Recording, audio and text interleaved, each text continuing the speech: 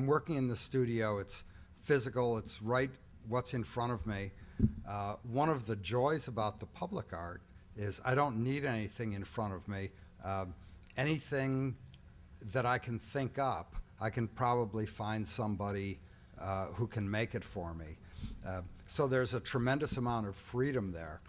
In terms of how I like to spend my time, I'd much rather be in the studio working with no purpose with my hands than sitting at the computer, being on airplanes, having conference calls, talking to engineers.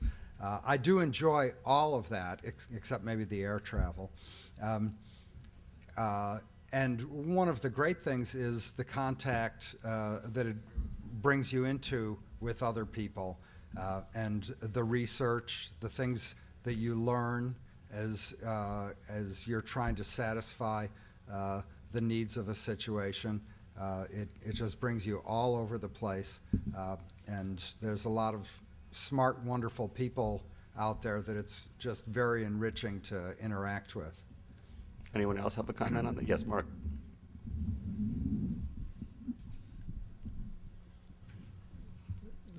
The idea of making work in public or working in public is something fairly new to me, and it was not something I ever really planned on.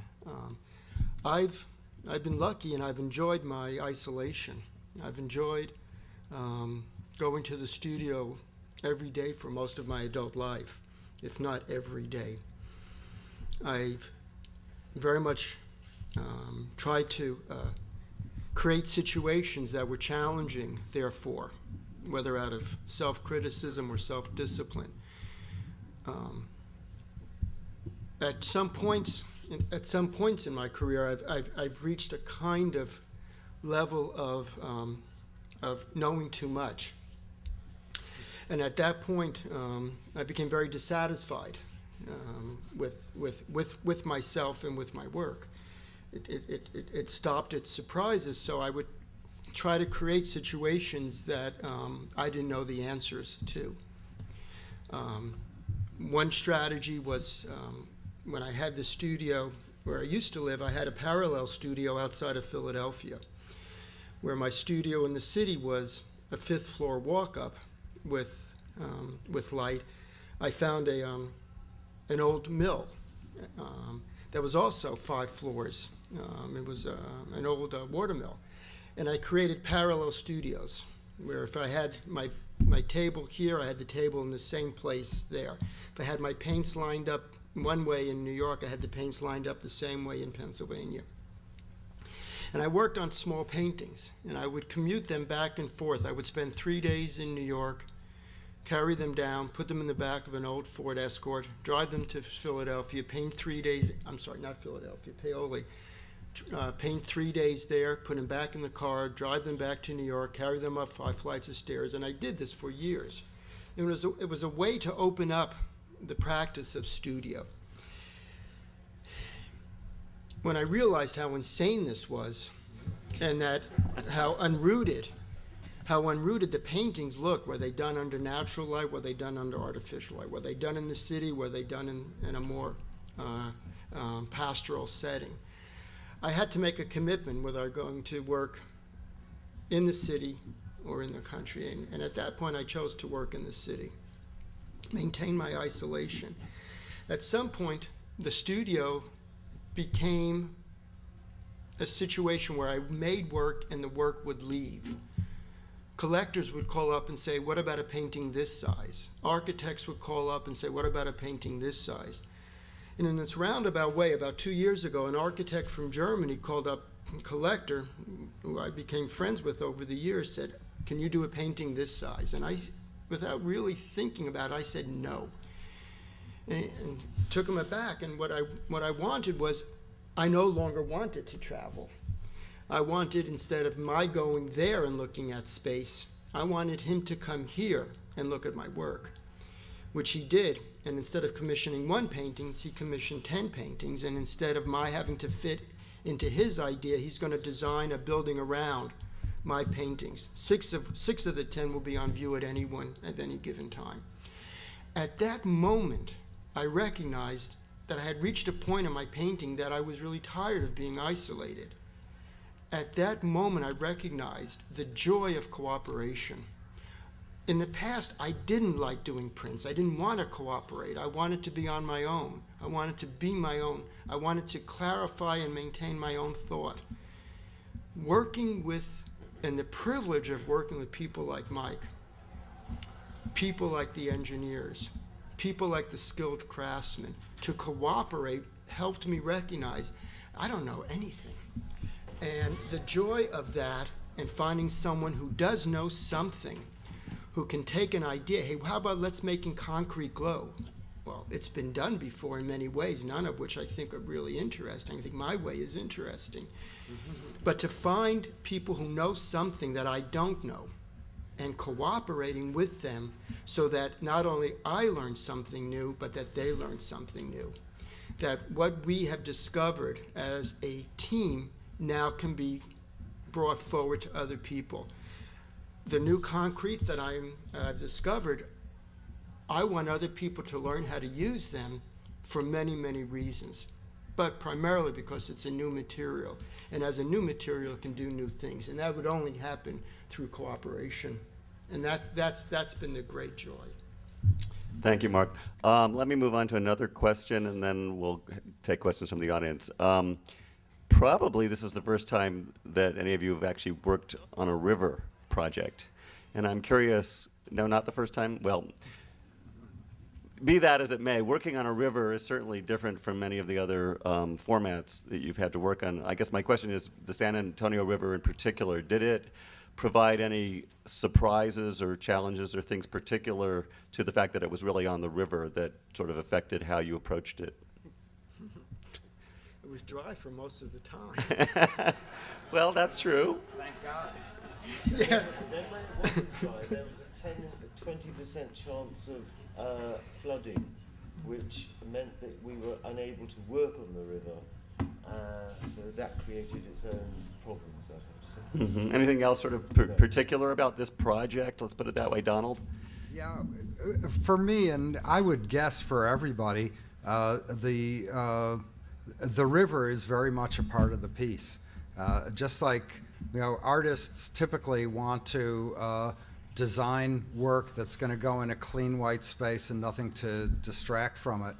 When you're doing a work in public, the environment is a given, and the river is the key dynamic feature. It's the whole reason for people being there, and for the walk being there, and for the art being there. So it had to be very much considered. Water is a really great, mysterious medium. Speaking to the mic.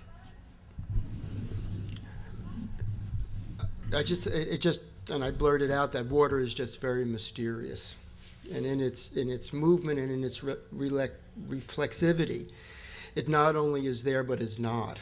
As it moves, it doesn't take the image with it, but the image sort of stays behind and tries to locate itself back into some stable fashion, even though it becomes a metaphor for the unstable, it becomes a metaphor for the disconnected, it becomes a metaphor for the discontinuous, all of which in my painting practice I find and have great sympathy with. So it was not a great leap for me to leave the isolation of studio and to work on water. Mm-hmm. Rolando, did you have a comment?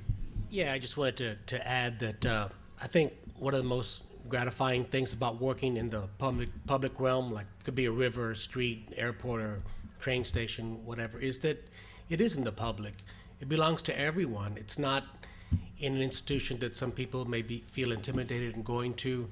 It's not in a rich person's house. It's there for everyone to enjoy, which I think adds to the urban quality of life. It just enriches everyone's life when they're outside doing the regular daily activities. Anyone else? Martin? I think that there's... Right. These are your sculptures. They really are. Martin, you want to add to that? I think one of the things I wanted to say, which refers back to your earlier question, is that a lot of the successful work in the public realm does have that integrated relationship to the space that it is sitting within, which is an important issue. And thus the river becomes a very central element in any consideration about what you're thinking of installing around the river. So the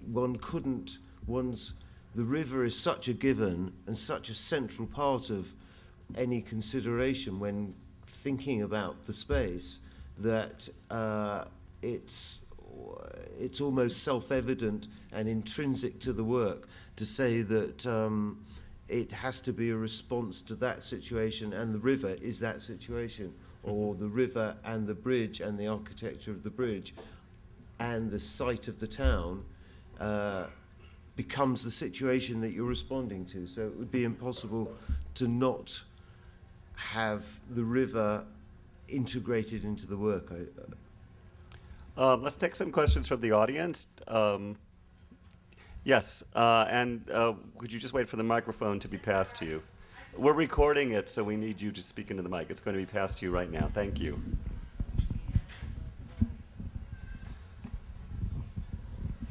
These are outdoor pieces of art, and I was wondering how much maintenance is going to be required of these pieces, and will they last 25, 50 years?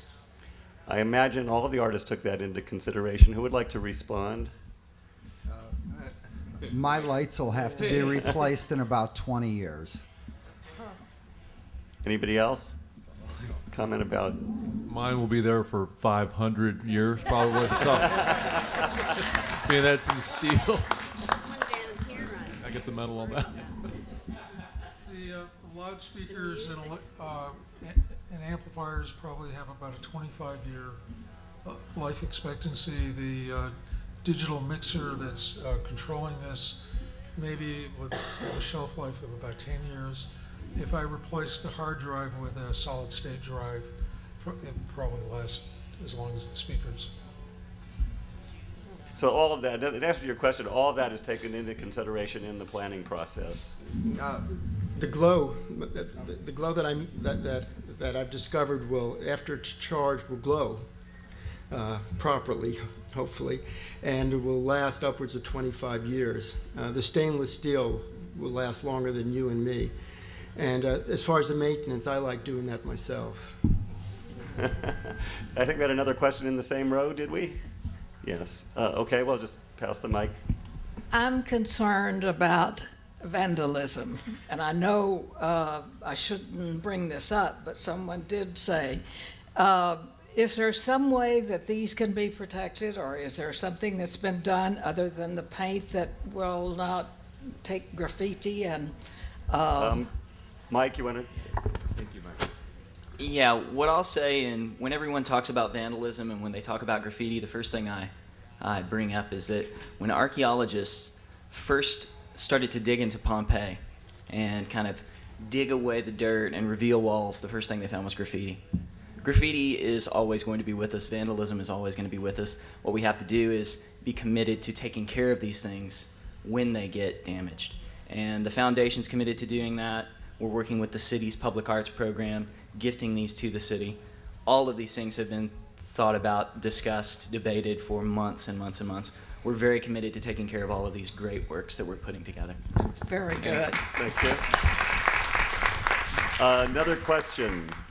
We think of San Antonio as the crossroad of civilization, and all of you have brought us many additional seeds to add to that beautiful plant that we have here. And I just want to say thank you to all of you. Thank you. Another question. I thought I saw a hand in the back. If we can get the microphone back there.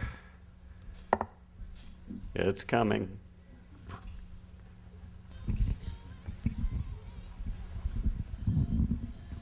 Thank you.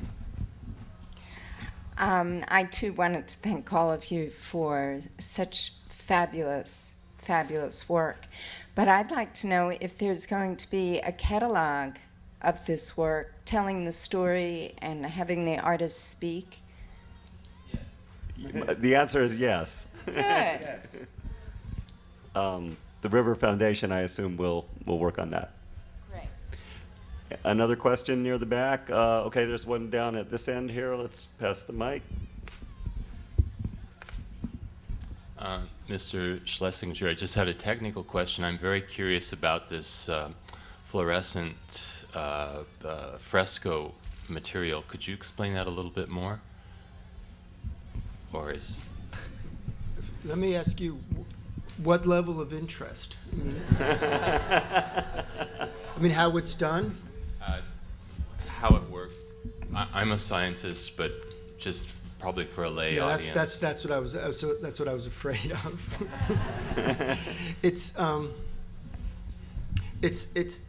11-part process, from cleaning and preparing the substructure to sealing it, and it really has to do with opening the capillaries of the concrete structure, the concrete substructure, neutralizing it, putting a primer coat on it, which creates this chemical bond, onto which the color is applied, into which the glow is frescoed, over which it is sealed.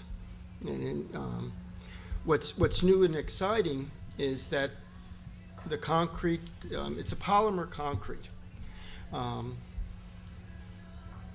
It doesn't have the same pollutants as standard Portland does, yet it has a structural PSI stronger than Portland. Thank you, Roland, for reminding me. The overlay is actually stronger than the Portland. And it will, I believe it and similar products will change how one thinks about what concrete can do. And to go back to what I was saying, the people that I've met, each of which are doing really pretty interesting things with concrete, new things with concrete. And in a city like San Antonio, where concrete and color should be more used, it could be very exciting, because I could basically make any color concrete at this point. I can make bright red, I can make yellow concrete, I can make concrete that does other things, which you'll see in the other projects that I'll be doing here. But if I may, I want to go back to your question, and I don't know your name, I'm sorry, but as a person who has lived here, I want to add on to what I know, what Rolando said, and it has to do with, I want to thank San Antonio for not only this opportunity, but how graciously and gently you've accepted me and my family into your community. Moving here was for the sake of my son. I didn't want my son, my wife didn't want our son growing up in Manhattan. Right after we moved here, Will took who's now about to be 11, went to the front lawn, he felt the grass, he put his cheek down on it and did this. And at that moment I knew that this is where I wanted him to grow up. And over the course of the years that I've been here, I'm absolutely convinced that this is where I want to spend the rest of my life. So it's not just a question of being born here, which I find a great privilege, but for me, the privilege of being here and working here and meeting people in this environment has been, it's been very good. Thank you.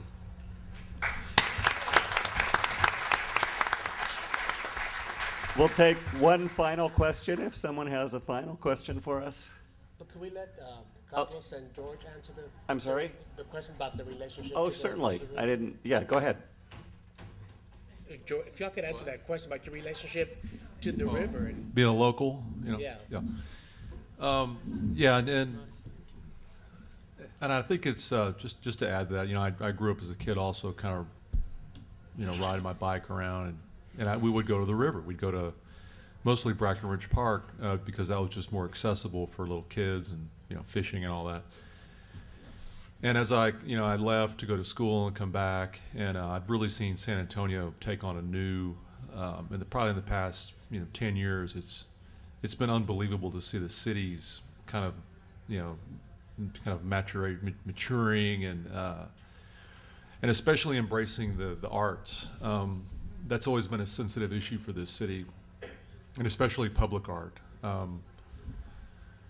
I can think back when nobody even in the artist circle, nobody even talked about public art. It was just kind of like, yeah, we're never going to get it, and even though the local artist scene was very prolific and and exciting, at this point it's almost like it's unbelievable that what is happening right here and right now, especially with artists that have been working in the city for the past 20 years or so.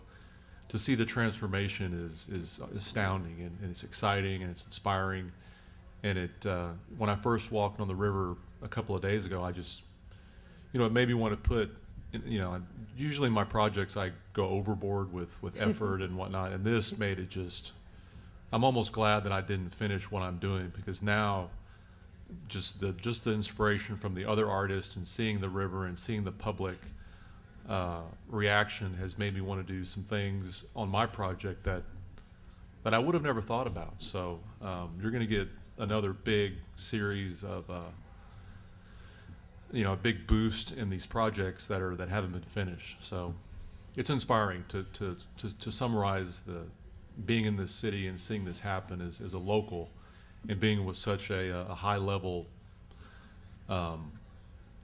experience with these other artists from all over the country and all over the world. To be involved in this is something that truly I didn't think it would ever happen. So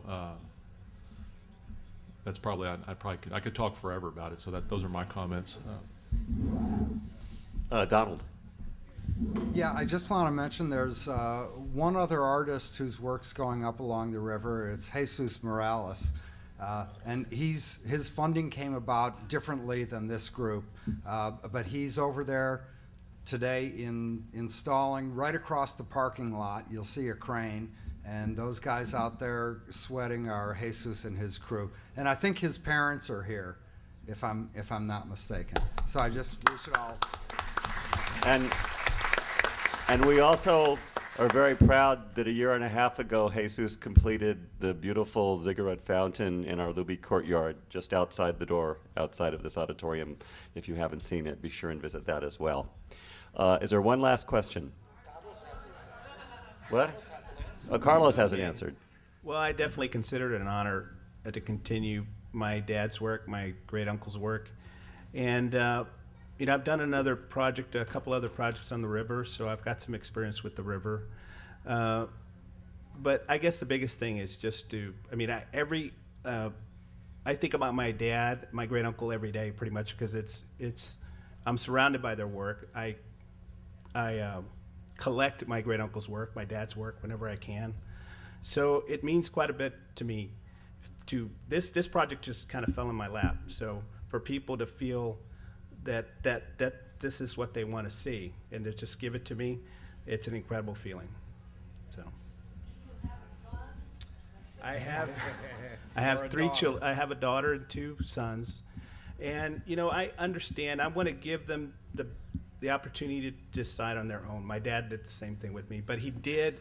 I was fortunate that I grew up around my dad. He was working at home. He worked at home, and I helped him from the time I was very young to clean the tools, to help him with the rubbing stone to grind the cement down. I remember busting my knuckles doing that, and lots of times it was a chore for me. I wanted to be doing other things, but I'm so glad that I did it.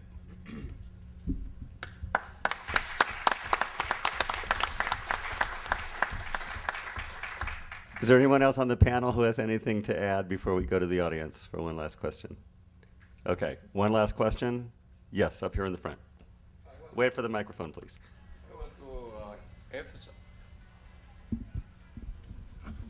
I want to know what happened with the marble and the limestone and things like that. Where do you use those? I did a work on limestone, and it's a mural. It's in the university downtown. But I don't see the absence of stone or things like that is complete. absolutely none.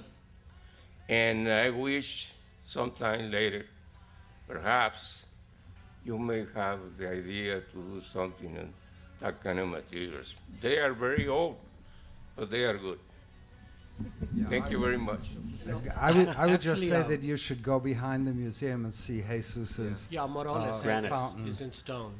which is Granite. Which is granite. I think he uses red granite down from Big Bend country where he lives, and his piece across the street is also granite. Thank you very much for your comment.